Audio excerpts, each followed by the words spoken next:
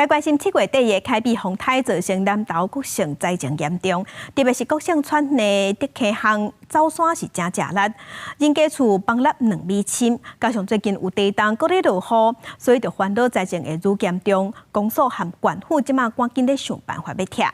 另外，伫水里嘛有一班桥当伫定起，煞互大水冲甲规个歪去，民众嘛烦恼安全的问题。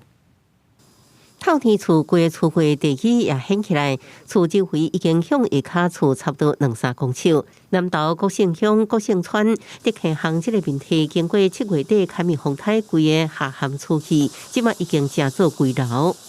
这无是前根的植物嘛，所以落来土山就个崩啊。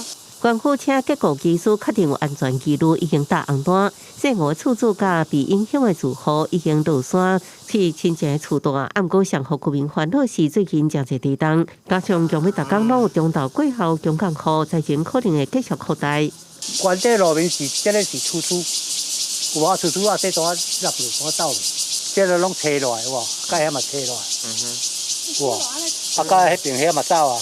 走山情形严重，当地产业道路已经陷入超过2公尺，附近大部分是顶南甲槟榔这千斤食物。居民烦恼土石上软含水量过悬，无拆除的建物会互崩落扩大。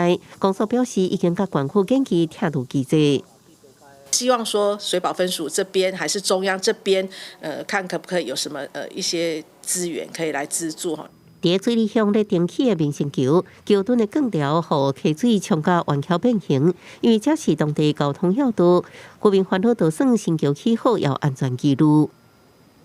为了拆一座围桥，而且又建造一座围桥，民众有以为是说那弯掉是被水冲的，其实不然呐哈，是我们要了解它的韧性够不够。